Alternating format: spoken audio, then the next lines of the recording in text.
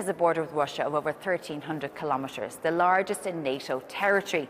It's frequently targeted by Russia through cyber and hybrid war, including the sabotaging of undersea cables. In response, Finland is reconsidering its policy shift when it comes to EU defence spending and is even considering defence bonds. For the Europe conversation, I catch up with Hace, MP for Lapland and chair of the Grand Committee of the Finnish Parliament.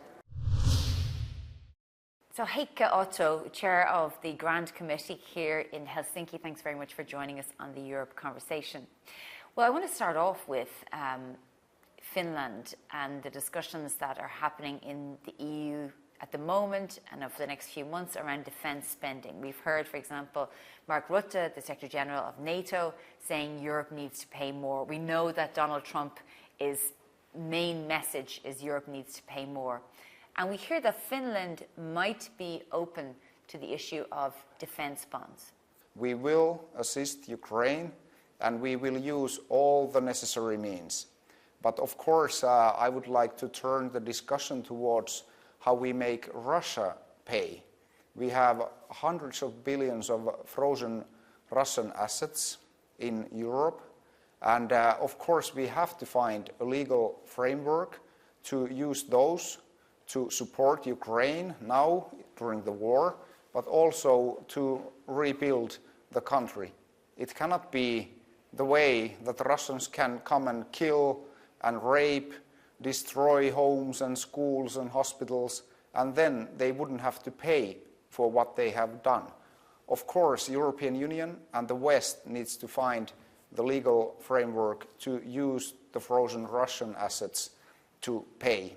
But otherwise, Finland has not closed any option to aid Ukraine, because we have to give the message to the front lines that we do all the necessary means to support Ukraine. Because so far defence bonds have been off the table because countries like Germany and others are not supporting it. So can I just ask you Finnish position on this? As I mentioned, we don't close any option away at the moment, because our message to the Ukrainians fighting for their lives and fighting for our freedom also is that we do everything in our powers to aid them to win their struggle against the evil that is threatening the peace and stability in Europe. What comes to this kind of bond question, that's more of a technical at the moment, I would say. Because it does make a significant shift from Finnish policy when it comes to extra EU spending. I suppose that's because of the nature of the threat. Everybody in Europe understands that this is really an existential issue for not only Finland and the countries neighboring Russia, but the whole of Europe and for the whole free world. You've got a particularly large border with Russia, over 1,300 kilometres. We've heard that there is hybrid war taking place here from Russia. Also, there is the concerns around the Russian shadow fleet. There's GPS jamming. Can you talk us through some of what's been happening? Well, Finland is very well prepared. We have been preparing for this kind of situations for decades. I can say for 80 years now. And my message to other Europeans is that this hybrid war that is ongoing and takes shapes like cyber attacks, but also different sabotage and using irregular migration to pressure governments, it's not aimed only towards Finland or the neighboring countries, but Russia is trying to destabilize the whole of Europe. So the whole Europe has to take this hybrid war seriously. And because Russia cannot pressure us by threatening in the way of conventional war, because we are all members of NATO, the hybrid war is the mean they use to threaten us. What is the Finnish position on Ukraine joining NATO as part of a negotiation where NATO would give Article 5 protections for the unoccupied territories at least? Well, of course, Ukraine must have, and the people of Ukraine must have the possibility to choose for their own future. And if they are willing to join NATO, I believe NATO has to live by its own standards and enable all the free European nations to join.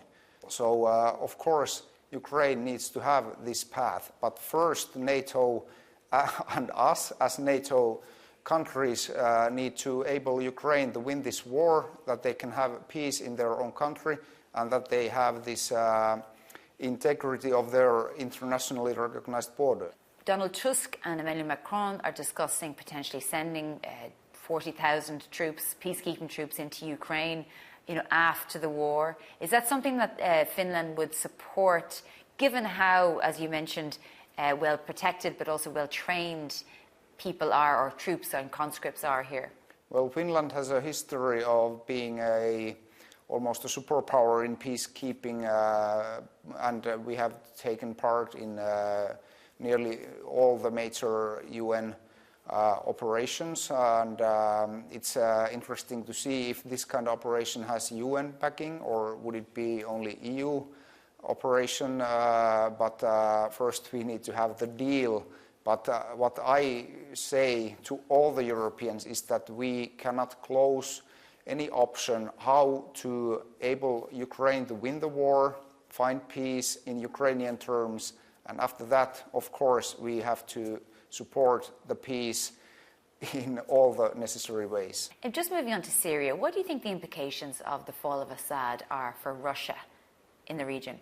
Well, of course, that was very humiliating for Putin. We know that some of the generals that have been doing poorly, and of course we are happy that Russian generals are generally doing very poorly, have been moved from Ukrainian front to Syria, and now they were totally humiliated by the rebels.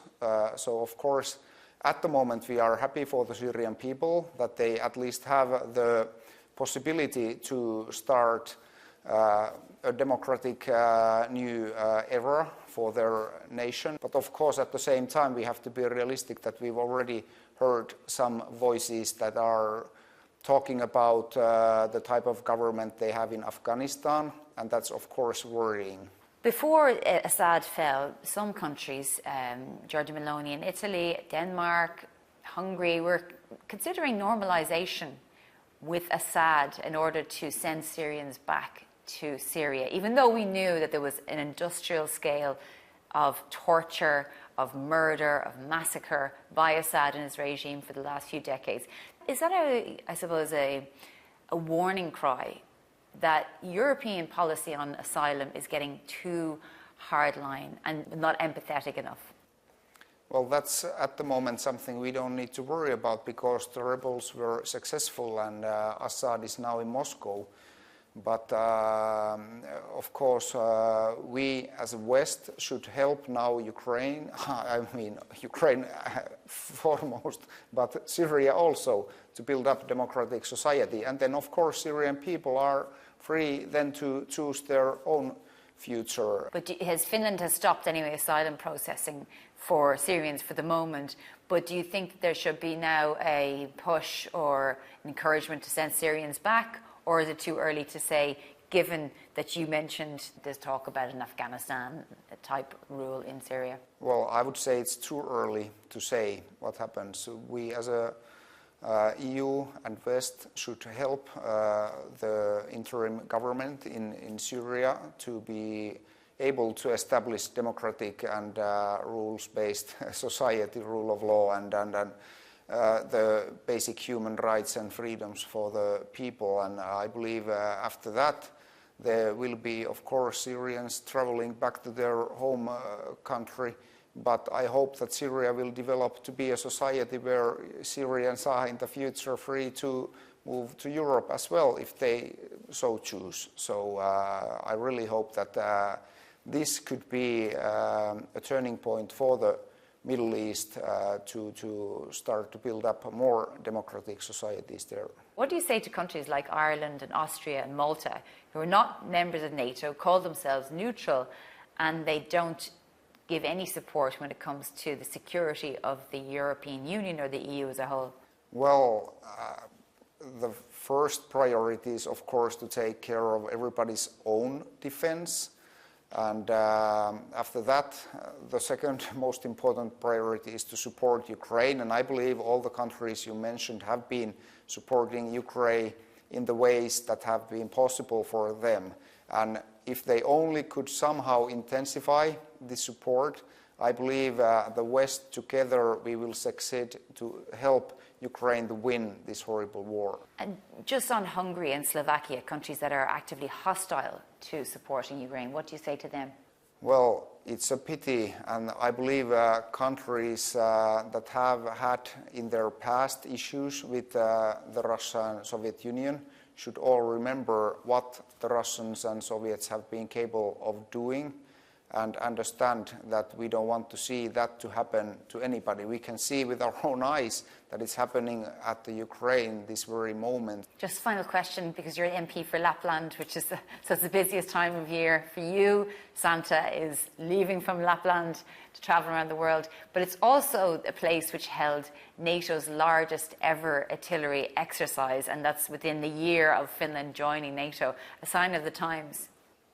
Well, that's how it is, and as already mentioned, if we wish for peace, we have to prepare for war. So this is the situation we have at the moment in my hometown in Rovaniemi at the Arctic Circle, that there are thousands and thousands of people around the world coming to meet Santa Claus, and I can see the bright eyes of the children, how happy they are when they meet Santa, and at the same time we have thousands of military personnel from all over Europe and also North America coming for the exercise to build peaceful future. Okay, well, Heikki Otto, Chairman of the Grand Committee here at the Parliament in Helsinki in Finland, thank you very much for joining us on the Europe Conversation, and happy Christmas to you. Well, thank you, and happy Christmas to everybody.